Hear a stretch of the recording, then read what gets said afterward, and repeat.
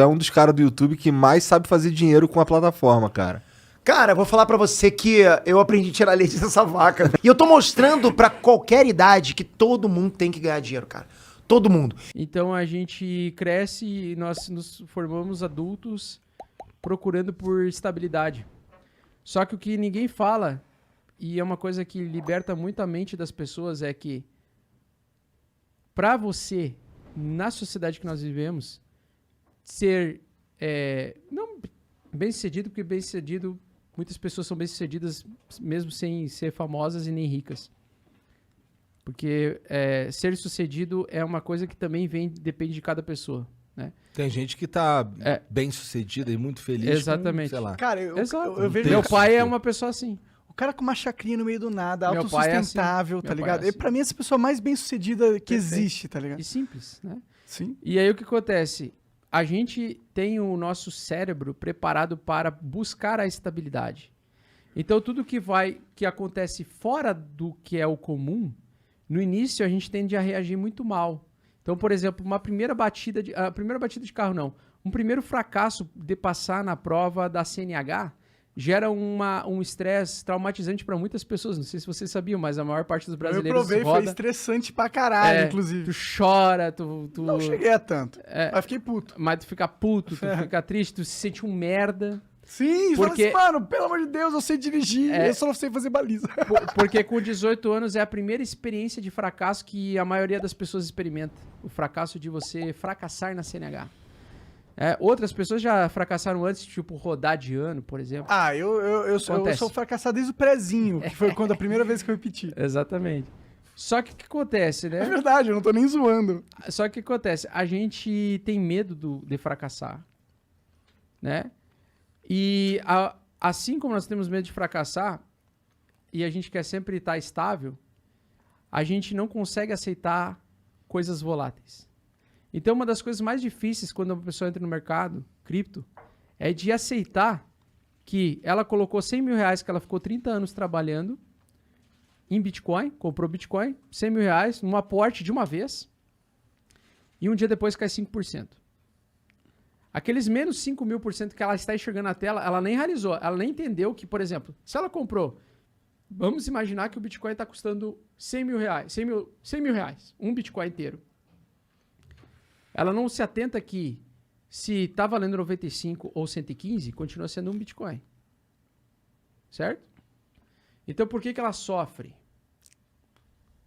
É porque ela pega, ela sabe quão difícil foi conseguir juntar 100 mil reais e o quão torturante para ela vai ser conseguir recuperar 5 mil reais. Então, para ela não ter a, talvez, experiência de ver perder 10 mil reais ou 20 mil reais, ela prefere realizar o prejuízo e emocionalmente ela se livra da situação.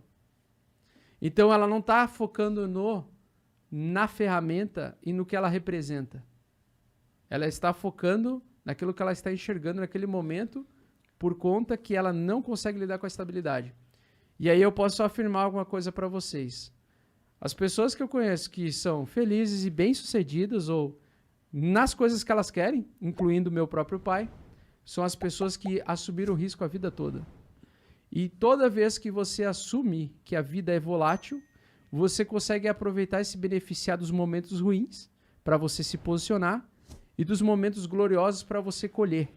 Então, e isso se reflete na nossa natureza. Em algumas regiões, você tem um período de plantio para que no ciclo seguinte você consiga colher. Da mesma forma que você não consegue garantir que vai ter chuva ou vai ter pouca chuva e as suas plantas não brotarem, você sempre vai assumir um risco de colher lá na frente.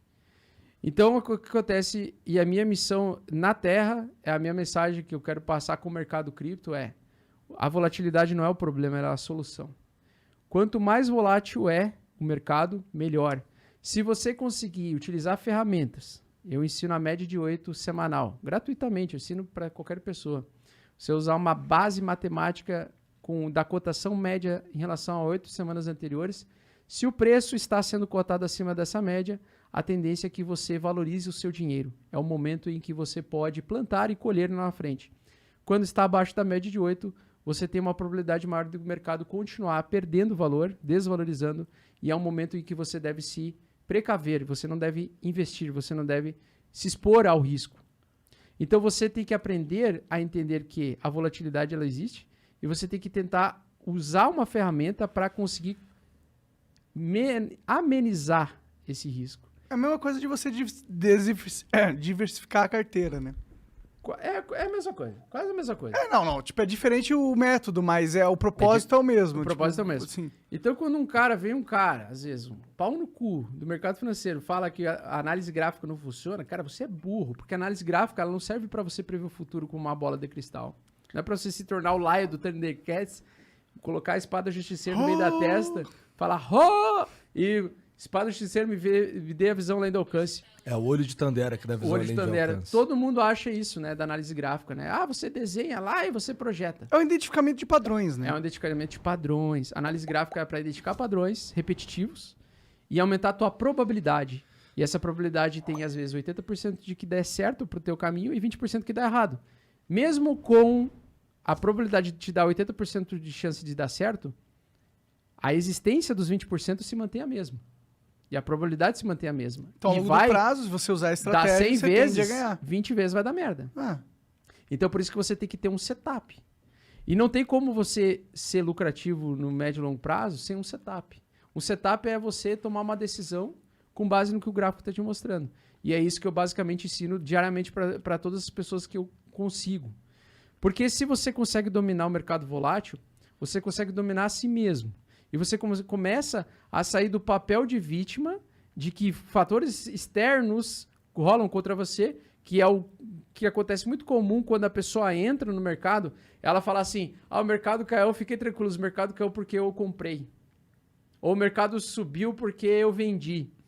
Isso é o primeiro pensamento de uma mente ansiosa, uma mente que não sabe lidar com a volatilidade.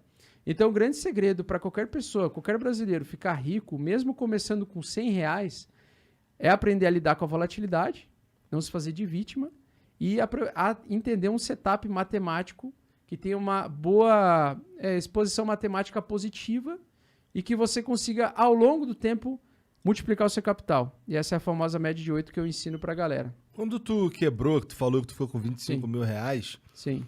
Tu ainda tinha Bitcoin, tu ainda tinha Eu tinha 25 mil reais em Cardano, que era hold. Mas os meus Bitcoins foram quase pro saco. Quase todos. Você usou ele pra sustentar e tal? O que aconteceu? Eu já tinha 4 anos de experiência no mercado cripto. Eu já tinha levantado um capital que eu consegui multiplicar. Foi 150 mil reais. Eu achava muita coisa pra mim. 150 mil reais eu nunca tinha conseguido juntar na minha vida inteira. E era a entrada do meu apartamento. Só que daí aconteceu o Covid, né? E eu já tinha eu tinha muita experiência de mercado, mas eu nunca tinha experienciado um dia de queda de 50% em um dia. Você nunca tinha experienciado uma pandemia, né? Uma pandemia.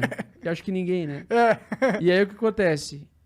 Na hora de tomar as decisões, quando o mercado já andou e mostra que eu estava errado, beleza. É fácil você apontar o dedo e falar, se fudeu, vendeu na baixa e agora se fudeu. Burro. Por que seguem esse cara? Mas, na verdade, quando você tem uma situação em que você vê o seu capital derreter 50% em um dia e ele pode, no outro dia, derreter mais 50%, você fica apavorado. Então, naquele momento, naquela época, o pessoal falava muito em segunda onda do Covid e que isso ia se refletir nos gráficos do mercado, né? Então, o mercado ele fez aquela grande queda, fez a recuperada e aí já queria cair de novo, parecia. E ele realmente ameaçou essa quedinha. E aí, naquele dia, eu shortei o Bitcoin. Eu abri uma pressão alavancada nos mercados futuros, apostando na queda do Bitcoin. Eu botei toda a minha banca a risco.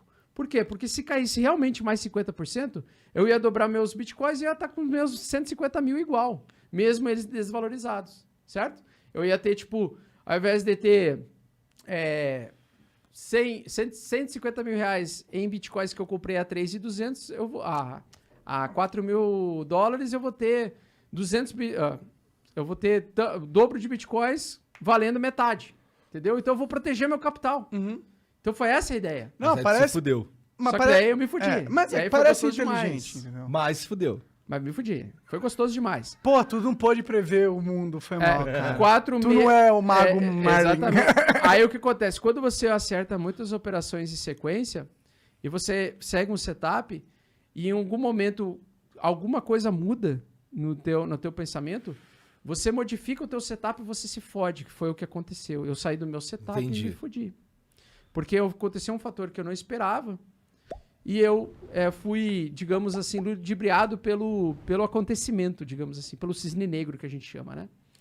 Então aconteceu aquele evento inesperado, eu tomei a pior decisão possível na época, mas para mim era muito acertada a decisão na época.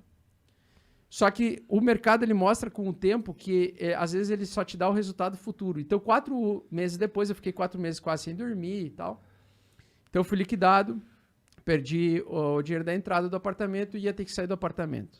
Putz, que cenário horrível. E aí em 6 meses eu consegui me recuperar. Por quê? Porque os 25 mil reais que eu tinha em ADA, que eu tinha comprado lá em 2019, acabaram se transformando em um pouco mais de 1 milhão, quase 2 milhões na verdade. E, basicamente, eu consegui Esses também... 25 conto virou quase 2 milhões? Quase 1 milhão e pouco, 1.250.000 por aí. Eu não sei assim, porque tava subindo muito rápido. Já é um salto insano. Sim. Mas era um hold de uma promessa que eu tinha lá de tempos atrás, entendeu? Então, ela subiu 6.800%. Mas eu fiz mais aportes no meio do caminho, porque eu ainda trabalhava, eu ainda ganhava dinheiro, né? Então eu fui aportando, comprando mais ADAs. Então eu comprei ADAs a 10 centavos. O que você fazia? Você tinha uma clínica? Eu tinha uma clínica odontológica lá na cidade do Jânio, lá. Que da hora. Aí eu saí de lá pra... esse cara falou isso no começo, cara. Cara, você tá cobrando memória de um maconheiro? Eu lembro. Show de bola, legal também. mas assim, aí a princípio, a gente acha que o mercado está contra nós às vezes, né? A gente entra num período... Só que na verdade é porque a gente está sem conhecimento, a gente não sabe em que momento a gente está comprando no mercado. Por exemplo, hoje entrar no mercado cripto é muito perigoso, porque isso eu tô falando, um cara que está falando que há 2 semanas atrás era alta infinita, né? Porque... Realmente, para mim, os padrões técnicos é que o Bitcoin ia continuar subindo a $100 mil agora, final do ano. Mas não aconteceu. E foda-se. Eu vou ter que mudar de opinião conforme o mercado anda.